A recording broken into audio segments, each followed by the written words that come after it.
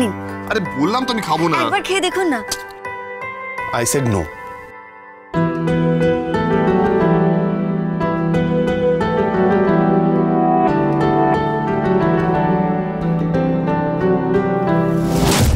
এটা কি হচ্ছে?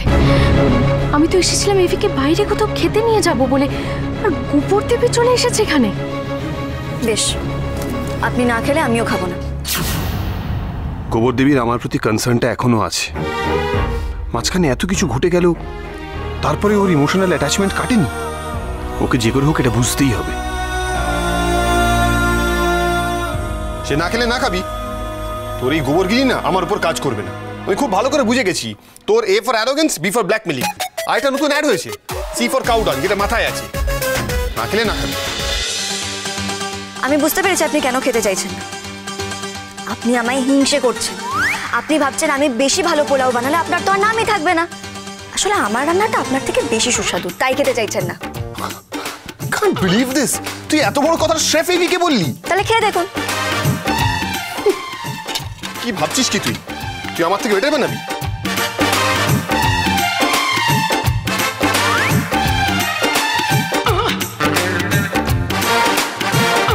ঠিক আছে, কিন্তু আমার মতো অত ভালো হয়নি। আমার মায়ের রেসিপি যে ফিউশন রান্নাটা করি না, অনেক বেটার এটার থেকে। আপনার মায়ের রেসিপি? ওটা নিশ্চয়ই খুব ভালো হয়। ডেফিনেটলি। মানে তোরটাও মোটামুটি হয়েছে। যতটা অখাদ্য ভেবেছিলাম ততটা নয়। তবে এর মধ্যে একটু ঘি আর স্টার অ্যানিস দিলে পরে টেস্টটা একটু বেটার হতো। আমি যে আপনার থেকে ভালো রান্না করতে পারি না সেটা আমি খুব ভালো করেই জানি পাচক মশাই। কিন্তু নববর্ষে আপনি বাড়ির খাবার খাবেন না সেটা হয় নাকি?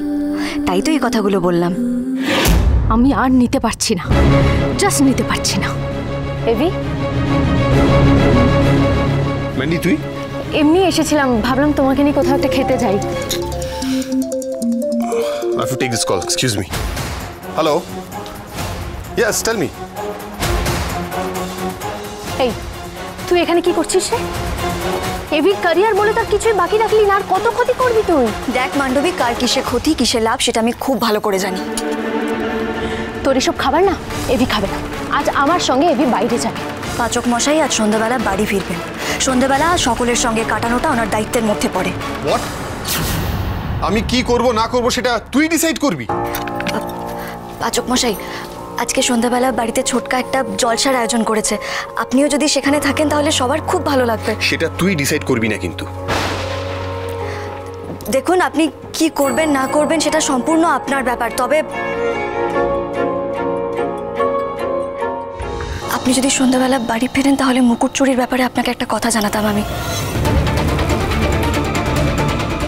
মুকুট চুরির ব্যাপারে কোনো ক্লু পেয়েছে নাকি গোবর দেবী? এই গোবর দেবী দেখছি এই কদিনে ভালোই বশ করেছে এভিকে। না না না, আমাকে আবার গুহবাড়িতে ঢুকতে হবে, সে করেই হোক।